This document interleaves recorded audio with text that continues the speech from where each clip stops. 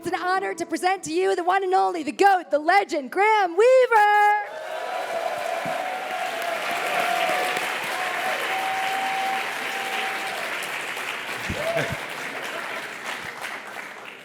So I've been teaching here now for 22 years. I've met with so many students over that time, and what I realize is that all of us have this conflict going on at all times inside of us. And it's between two forces. And the first force is your survival instinct that's been with us for thousands, if not tens of thousands of years. It wants to inject into you fear and doubt and worry and anxiety. That's kind of your voice of fear and your inner critic. And that's really loud. That voice is in your mind all the time. And then there's another voice, the second voice. And that voice has been written about and talked about by philosophers for thousands of years. And that voice has been called many names. It's been called your intuition. It's been called source, God, the universe, your soul, your true self, your inner wisdom, lots of names for that. That voice is a little quieter. And that voice isn't in your head. A lot of times it shows up in your body. It shows up in your heart, your gut, your chest. You feel that. And unfortunately, that first voice really drowns us out a lot of times. The voice of fear will lead you to a life that's too small. You feel this conflict, this dissonance and tension when you're in that position, when you're doing something that's too small. If you want to reach full power in this one life of yours, it's in the second voice. It's in the voice that's the real you. This contains your dreams, your path. It contains your energy. When you stop denying who you really are, there's really no end to what you can accomplish. So today, what I want to do is I want to talk to you about how to access this voice. And I'm going to invite you today to make 3 promises to yourselves as you get ready to graduate. You good with that? 3 promises. So the first one is a promise that's going to help you get unstuck. The second one is a promise that's going to help you find that voice. And the third one is a promise that's going to help you follow it. And then you can tap into this energy source, not episodically or randomly on a run sometime, but actually intentionally and regularly. And you can feel the full magnitude of what you can do in this life. So the first promise is take the nail out of your head. This is the unstuck promise. So a number of years ago, there was a video of a woman, and she's talking to her boyfriend, and she says, I feel all this pressure, I have headaches, I can't sleep, and she seems like she's hopeless. And her boyfriend looks at her, he looks a little confused, and he says, well, you could take the nail out of your head.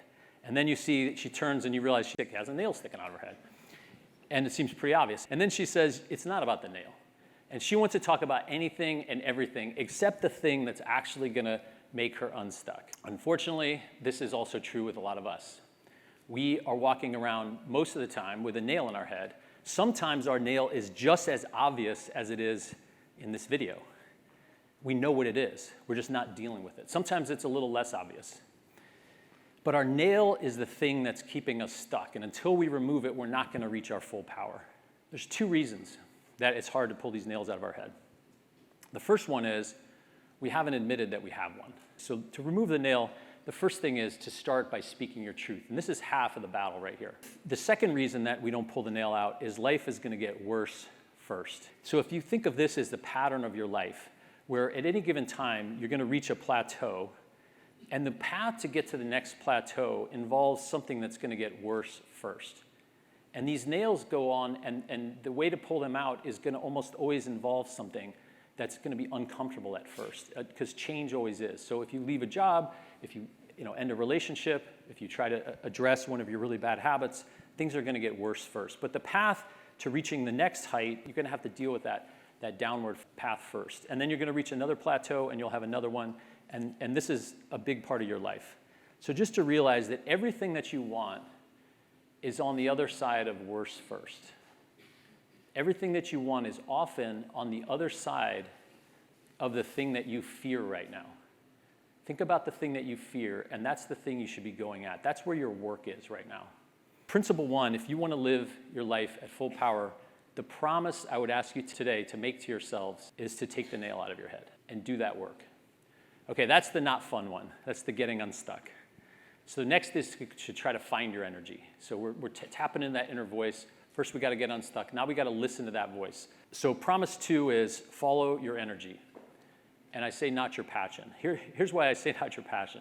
Because when I was at the GSB, and probably every speaker who stood up here had a moment in their speech where they said some version of follow your passion, right? Has anyone heard that before? And every graduation speech you watch will have that like injected in there. It can be very harmful advice to go follow your passion, and here's why. Because it implies that you have only one passion. It implies that you're supposed to know what it is when you're 28, that you're supposed to go do it for the next 40 years, and you're supposed to know how to follow it. And I don't think any of those things are true. So instead, what I'm gonna offer is for you to not follow necessarily this nebulous passion of which there's one and it's intimidating, but instead to follow just your energy, whatever is giving you energy at the current time. Energy is the language of your soul. The way that it talks to you is through your energy. It doesn't use words. It uses your whole body and shows you things for which you have energy. And that's how it's talking to you. So when you're excited about something, when you're excited about someone, when something is firing you up, it's your soul talking to you. That's its voice. The second way, which I think is even more powerful, is ask yourself this question. What would I do if I knew I wouldn't fail? The human soul needs something to hope for. And that's why you want to continue to inject it with your energy. If you want to live at full power in this one precious life of yours, promise one, take the nail out of your head. Second promise is go toward the things that give you energy. Third promise is to go all in now. So one of the biggest traps that we have is we're hedged. We have one foot in, we have one foot out.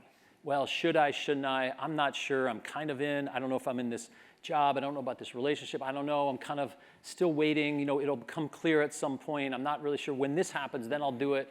It's on the other side of this thing as soon as I get done with this. Goethe said, until one is committed, there's always hesitancy, a chance to draw back, always ineffectiveness.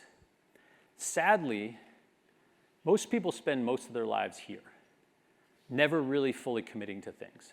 And we say, I'll start living when I pay off my loans, I get more experience, I have confidence, I'm ready, I know I'll succeed, my parents are happy, my boss lets me, I move to a new city, I plan my wedding, I get married, I have a visa, I'm an R.J. Miller scholar, I pay off my mortgage, I have kids, my kids are older, my kids are grown. I've heard every single one, well, not the R.J. one, but every other one of these, I've actually heard people say in my coaching classes, this is when I'm gonna start. This is when I'm gonna get going, when one of these things happens.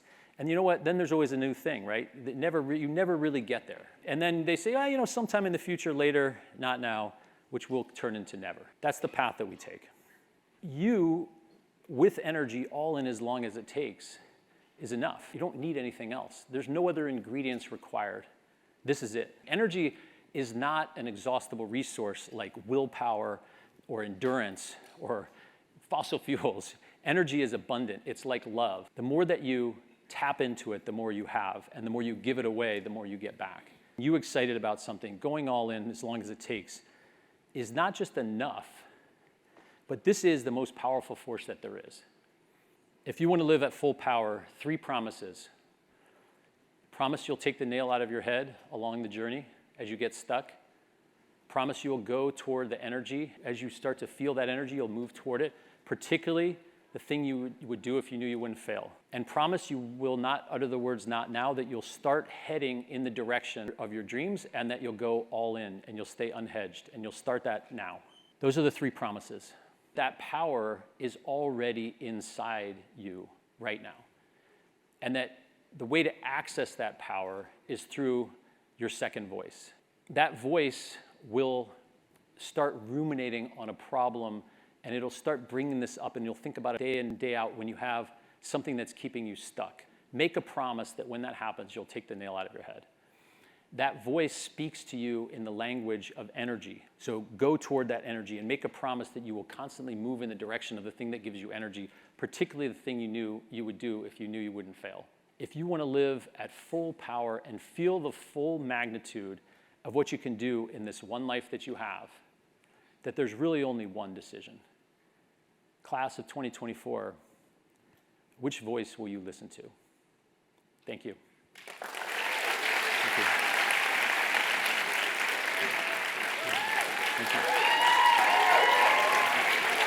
Thank you. Thank you.